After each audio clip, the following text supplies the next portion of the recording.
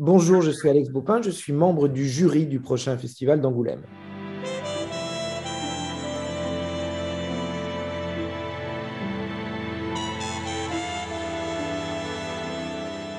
Je suis venu deux fois pour chanter en fait. À chaque fois, je suis venu pour faire mon métier de chanteur. La première fois, je suis venu chanter et ils avaient installé des transats sur un espèce d'immense parking.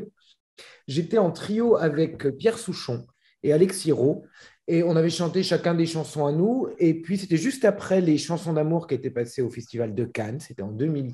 Ou c'était en 2008? Non, c'était en 2008, je crois, un an après. Et on avait chanté à la fin la Madrague de Brigitte Bardot, parce que comme on était sur la plage, comme ça, abandonné, il y avait quelque chose d'assez estival qui était très agréable. Et puis, je suis revenu en 2011, je dirais, où cette fois-ci, je chantais pour la cérémonie de clôture. Alors, c'était dans le théâtre, là, c'était moins la plage. J'étais avec un pianiste et une violoncelliste.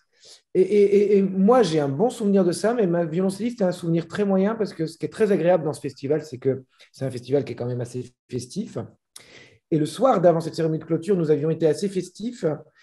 Ma violoncelliste avait du mal à jouer des chansons qu'elle jouait pourtant déjà depuis quasiment 7 ans. Et donc, je me souviens que pour elle, elle avait beaucoup transpiré. Mais moi, j'en ai des souvenirs très joyeux, par contre. J'ai accepté parce que moi, j'aime bien le festival, parce que j'aime bien Dominique Bessner et Marie-France Brière, euh, parce que, en fait, moi, je me force souvent à accepter les jurys parce que c'est comme quand on était enfant et qu'on ne voulait pas aller en colonie de vacances. On ne sait jamais sur qui on va tomber. Non, mais il y a vraiment quelque chose de cet ordre-là pour moi quand on part faire un jury dans un festival. C'est toujours au bout du compte agréable parce qu'on rencontre des gens. On est toujours surpris par les gens et ça permet souvent de revenir sur ses a priori parce qu'il y a des gens dont on se dit ah, j'aime pas trop ce qu'il fait et tout. Ça doit être un connard. Et puis finalement, on se rend compte que c'est des gens délicieux et inversement parfois. Et, euh, et puis, il y a ce côté vraiment colonie de vacances. Au début, on a peur, on se regarde tous en chien de faïence. Alors, il y a quand même des gens qu'on connaît parce qu'on finit par connaître. Quand on est une vieille personne comme moi, on finit par connaître des gens dans le milieu. Mais moi, j'aime.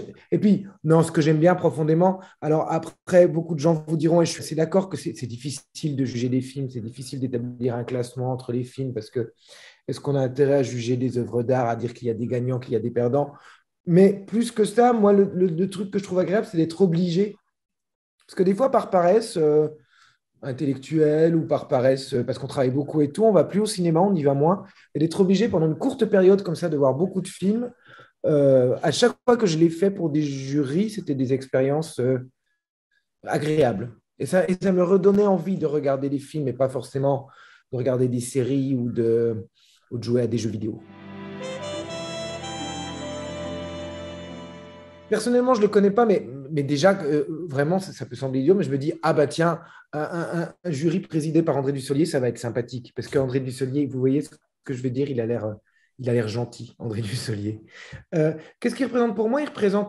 En fait, il représente une chose assez importante parce que dans les années 80, il représente les deux pôles de ma cinéphilie, c'est-à-dire à la fois un cinéma extrêmement populaire qu'on pouvait voir à l'époque sur TF1 avec des films de Francis Weber, et pour lui, en l'occurrence, ce film qui a été un carton en 86, qui était Trois hommes et un couffin, et à la fois un cinéma plus auteur, qui sont les films de Alain Resnais, que moi je découvre dans les années 80 en salle, Mélo, etc. C'est des choses qu'il faisait avec Alain Resnais.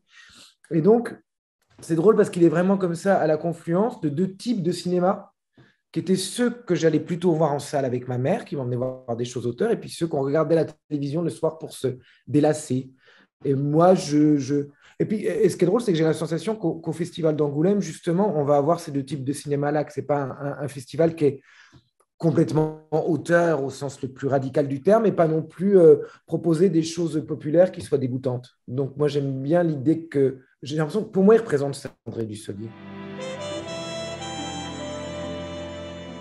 Je pense que pour beaucoup de gens de ma génération et encore beaucoup de gens aujourd'hui, la première expérience de salle, c'est une expérience d'un film de Walt Disney. Généralement, enfin, tous les gens qui, comme moi, sont nés dans les années 70, le premier film qu'ils ont vu en salle, c'est Walt Disney. Moi, je crois que le premier, c'est celui-ci en plus, c'est Blanche-Neige. C'est pour ça que j'ai cette affiche. Ma sœur dit que non, mais je pense qu'elle a tort. Ma sœur dit que c'est La Belle au bois dormant, mais moi, j'aime mieux que ce soit Blanche-Neige. Euh, avec quel cinéma j'ai grandi? Ben, c'est ce que je vous racontais. Moi, j'avais la chance d'avoir des parents pour qui, globalement, la culture, c'était très important. Et donc, même quand on regardait la télé, on ne regardait pas n'importe quoi, quoi. Il y avait l'idée, bon, bah, une mère instite, un père cheminot, alors on regardait Télérama, hein, voilà, et puis on se disait qu'est-ce qu'on va regarder. Mais j'ai grandi à la fois avec le cinéma qu'à l'époque, on nous proposait à la télé. Et à l'époque, encore à la télévision, il y avait, possibilité, surtout quand on avait un magnétoscope au bout d'un moment, de regarder des choses exigeantes qui passaient au ciné-club ou au cinéma de minuit, d'avoir le cinéma hollywoodien avec la dernière séance d'Eddie Mitchell. Voilà, moi j'ai grandi avec ça. J'ai beaucoup grandi avec Eddie Mitchell qui présentait des films de KPDP ou de cow-boy. Et puis à côté de ça, il y avait le cinéma qu'on allait voir en salle. Et en l'occurrence, bon, évidemment, les conneries qu'on va voir adolescents et tous les films, toutes les références des années 80 que vous pouvez imaginer, mais qu'on va voir plutôt avec les copains. En l'occurrence, moi, j'allais beaucoup au cinéma avec ma mère. C'était vraiment un truc qu'on avait tous les deux, encore plus qu'avec mon frère et ma sœur. Et tous les week-ends, elle m'emmenait au cinéma d'art et essai de Besançon et j'allais voir des trucs. Moi, je lui sais gré, je la remercie beaucoup de m'avoir emmené voir assez tôt des choses qui étaient. En sixième, je me suis tapé Thérèse d'Alain Cavalier, par exemple, ou Les ailes du désir de Wim Wenders. J'avais 11 ans. 11 ans, c'est tôt pour voir ce genre de film. On ne comprend pas forcément tout, mais ça permet une formation du goût, une exigence que j'ai conservée, je crois. Voilà. Donc moi, j'étais vraiment entre ces deux trucs-là. Et puis j'ai l'impression, mais peut-être que voilà, ça, j'ai déjà un discours de vieux con, que mine de rien, il y avait moins de chaînes, mais j'ai l'impression que le cinéma qu'on nous proposait, la diversité du cinéma, et particulièrement le fait de pouvoir voir des films anciens, c'était beaucoup plus possible avant à la télévision que ça ne l'est aujourd'hui. Alors aujourd'hui, on a d'autres possibilités de les voir, évidemment, mais moi, j'aime bien ça, regarder des films à la télé. Je crois que j'avais 17 ans. Je crois que c'était au moment. Moi, à 15 ans, j'ai commencé à m'intéresser vraiment, vraiment à Serge Gainsbourg, à lui comme interprète, à son œuvre, à ce qu'il a fait écrire à d'autres, et puis par extension au livre, il y en a un seul, mais qu'il a pu écrire, et puis au film qu'il a pu réaliser. Je crois que Je t'aime moi non plus est celui que je préfère, parce que je crois que c'est le mieux, déjà. Qu'est-ce que ça représente pour moi? Ça représente plein de choses. Ça représente le film en lui-même, ça fait longtemps que je ne l'ai pas vu, mais dans mon souvenir, il y avait quelque chose d'assez impressionnant à l'époque, parce que ça proposait une vision un peu underground et un peu américaine d'une Camargue française. Je crois que c'est tourné en Camargue ou dans le sud, je t'aime moi non plus. Ça représente aussi l'histoire d'amour et toute la mythologie qu'il y a entre lui et Jane Birkin, qui pour la première fois d'ailleurs a cette perruque de cheveux courts qui lui permet de se présenter comme cette personnalité très androgyne et tout. Et puis ça représente tout ce que moi j'ai aimé défendre quand j'ai repris Love on the Beat, c'est-à-dire l'idée que Gainsbourg, mine de rien, assez tôt, il propose et il est obsédé, c'est une des obsessions de son œuvre, par l'androgynie, par l'homosexualité, et des choses qu'il explore pas de la façon dont on pouvait les explorer à l'époque, c'est-à-dire, alors évidemment le film est un film underground, donc il peut se le permettre, la référence à Warhol est absolument évidente avec Joe D'Alessandro, mais en tout cas, pour le dire un peu bêtement, et comme je le dis souvent, c'est pas la cage aux folles, je t'aime moi non plus, voilà. Et moi, la cage aux folles, pour la façon dont Serrault fait le truc, je trouve ça immense, évidemment, mais il y a chez Gainsbourg une volonté de proposer des choses provocatrices, bien entendu, mais qui vont au-delà de la provocation pour moi, de raconter une histoire d'amour avec un personnage de jeune fille androgyne et puis un personnage de couple homosexuel dont l'un va être jaloux, sans en faire quelque chose qui est de l'ordre de la grosse comédie ou du dénigrement. Vous voyez ce que je veux dire? Et je crois que s'il y a quelque chose qui me touche dans Je t'aime moi non plus, c'est ça. Et puis, il y a une musique avec le thème La balade de Johnny Jane, dont quelques mois plus tard, il fera une chanson et que chantera Jane Birkin, qui est à peu près une de mes chansons préférées de Gainsbourg et de Birkin qui chante Gainsbourg. Donc tout ça réuni, ça fait que. Il y a Depardieu, je crois, si je me rappelle bien, qui fait un petit rôle dans Je t'aime moi non plus. Enfin, il y a plein de choses comme ça qui se passent. Il y a Hugues Kester, qui, moi, est un acteur extrêmement intrigant, que j'aimais quand j'étais jeune parce que je le voyais dans un feuilleton qui s'appelait Le satanique docteur Cornelius, vous ne vous rappelez pas de ça, avec Gérard Dessart. Et voilà, et tout ça, ce sont des choses qui me ramènent à des choses que j'aime. Même si le film n'est pas complètement réussi, en tout cas, il y a une audace dans le film qui fait que c'est intéressant aujourd'hui de revoir cette chose-là. Je crois que ça se passe au théâtre, donc on va faire quelque chose qui sera plutôt acoustique. Donc Love on the Beat, c'est un peu compliqué. L'idée, c'est quand même d'axer ça un peu plus sur Gainsbourg Cinéma et Gainsbourg Je t'aime moi non plus.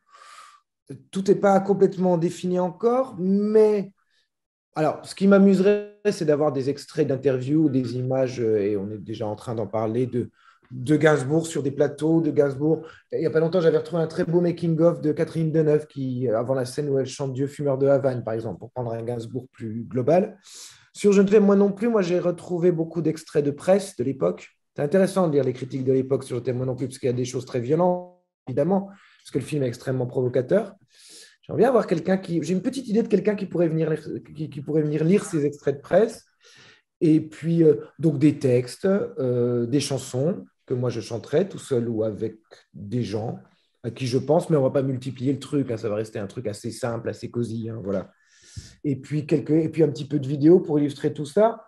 L'idée, c'est partant de Je t'aime moi non plus, d'évoquer rapidement, on ne va pas s'apesantir, mais d'évoquer le rapport de Gainsbourg au cinéma, sachant qu'il a écrit des BO pour des films, qu'il a été acteur et puis qu'il en a réalisé lui-même. Donc tout ça, en passant par la musique, c'est une histoire de Gainsbourg et du cinéma qu'on peut raconter, qui est assez cohérente à raconter dans le cadre d'un festival comme le Festival d'Angoulême, je pense. Ah ben non, moi, il est mort en 80. Je me rappelle très bien du jour de sa mort, d'ailleurs, parce que j'en avais beaucoup. J'étais déjà très fan. J'avais 16 ans et j'habitais à Besançon. Mais moi, j'ai jamais été très attaché au fait de rencontrer les gens que j'admirais énormément, parce que j'ai toujours peur d'être. Il y a beaucoup de gens que j'ai pas rencontrés, que j'aurais pu rencontrer, indépendamment de Gainsbourg. Et j'ai toujours fui les occasions parce que, par grande modestie et par grande prétention. Moi, si je rencontre les gens que j'aime, c'est parce que j'ai envie de travailler avec eux. Et donc ça, c'est très, très prétentieux.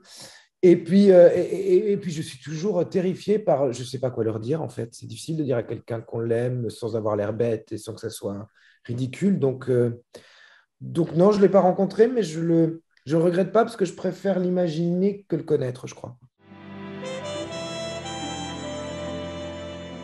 Pas du tout. On me l'a proposé, enfin, bref, ça se la pète, mais non, on m'a déjà posé la question, en tout cas, puis posé la question un peu plus que, voilà. Non, mais pour une raison très simple, en fait, moi, je pense qu'il y a des gens qui sont voilà, qui sont pluridisciplinaires et qui arrivent très bien à tout faire. Moi, j'y arrive pas. Il y a un truc extrêmement simple pour lequel je pense que je ne me risquerai jamais, j'espère, à réaliser un film, c'est que je n'ai aucun sens du cadre. Mais vraiment aucun sens du cadre. C'est-à-dire que je prends des photos, elles sont systématiquement ratées, moches, il n'y a pas de point de vue. Non, mais c'est quelque chose que je ne sais pas faire. Et à partir du moment où faire un film, c'est raconter une histoire en images, alors évidemment, on m'a dit, bah oui, mais tu prends un chef opérateur. Je dis, ben, à ce moment-là, qu'il fasse lui le film. Pour moi, un réalisateur, c'est quelqu'un qui sait raconter une histoire en images. Moi, je ne sais pas. Voilà. C'est vraiment, c'est même un handicap, hein. C'est pire qu'une incompétence. C'est-à-dire que je prends une photo, elle est assez systématiquement moche et mal cadrée. Donc, partant de ce handicap-là, je ne vois pas bien comment. Et puis il y a autre chose, hein, indépendamment de ça. Moi, j'ai vu des gens, parce que j'ai travaillé avec eux, réaliser des films. Ça demande une patience, une compétence. Je n'ai pas cette patience-là, moi. Déjà, faire de la musique, ça peut être un peu lourd parce que ça nécessite du matériel. Mais alors, quand je pense au matériel qu'il faut pour faire un film, moi qui peux être assez impatient avec la technique, et j'essaie de me calmer, mais qui peut être un petit peu comme ça dès que ça met 2 minutes à faire un truc. Les rares fois où je suis allé en tournage, je me suis emmerdé, mais terriblement, même quand j'avais quelque chose à y faire, comme faire une figuration, une panouille, quoi. Et je trouve ça très ennuyeux. J'adore le résultat final, mais le travail, je le trouve très ennuyeux, très long, très. C'est la lourdeur du truc qui fait que, ah non, non, vraiment pas. Honoré m'a fait jouer dans deux, trois trucs et tout. Ce truc où je suis à peu près bon, c'est dans les chansons d'amour, mais je suis derrière un piano et je chante. Donc bon, bah là, a priori, c'est ce que je sais faire. Mais je suis vraiment nul. C'est-à-dire que, mais même quand je figure, quoi, c'est-à-dire que dès que ça tourne, que je suis filmé par une caméra, je ne sais plus marcher. Je marche comme un robot, je sais plus. Vous voyez ce que je veux dire? Enfin, c'est un truc. Et c'est drôle parce que j'entendais Denis Podalides, qui doit être un très grand acteur, qui parlait l'autre coup et qui disait, moi, dès qu'on me filme, j'ai l'impression d'avoir un costume, une armure de 150 kilos sur les épaules et que je peux plus. C'est-à-dire qu'il a aussi cette incompétence-là, ce problème-là, qu'il n'a pas au théâtre, que moi, j'ai pas sur scène, par exemple. Mais lui, il doit être un très grand acteur parce qu'il arrive à passer par-dessus, à faire comme si on ne le voit pas avec lui. Moi, tout de suite, je suis. Mais je pense que Christophe Honoré, qui est à peu près le seul qui m'a proposé des panouilles comme ça, des figurations, voilà, il m'a à peu près systématiquement coupé au montage parce que même en figuration, j'étais nul, mais vraiment très mauvais. Pour un musicien pop comme moi, enfin quelqu'un qui prétend faire de la chanson pop, après on peut dire que je fais de la variété ou de la chanson française, ça ne me dérange pas, mais j'ai toujours considéré que je faisais un peu plus de la chanson pop dans le sens où il y a la volonté quand même de se référer à des artistes, qu'ils soient français avec Gainsbourg, Dao, Souchon ou Bachung, qui sont des artistes pop-rock, on va dire. C'est important la francophonie parce qu'on a longtemps dit qu'il était impossible de faire sonner le français. Enfin, on considère qu'on peut faire de la chanson, rive gauche, d'auteur avec le français, mais que la pop, on ne peut pas. Or, moi, j'ai l'impression que depuis Charles Trenet, qui utilisait des rythmes d'outre-Atlantique, des rythmes swing pour faire. Voilà, il est absolument possible de faire sonner le français. Simplement, il faut éviter de faire la bêtise d'essayer de le faire sonner comme on fait sonner l'anglais, puisque ce n'est pas du tout la même langue. Il faut éviter les contractions, comme on peut le faire en anglais et ça fonctionne, etc. Mais il y a un moyen. Enfin, en tout cas, je ne sais pas si moi j'ai réussi, mais que ce soit Gainsbourg, justement, quand même s'il utilisait beaucoup de franglais, c'est quand même en français, Gainsbourg, que ce soit Trenet, que ce soit Dao. Il y a plein de gens qui ont prouvé qu'en étant un chanteur francophone, on pouvait faire de la pop musique. Et, et vraiment de la pop musique, c'est-à-dire pas de la variété ou de. Voilà, je dis pas que l'un est plus noble que l'autre. Moi, des fois, je fais de la variété, j'adore ça, hein.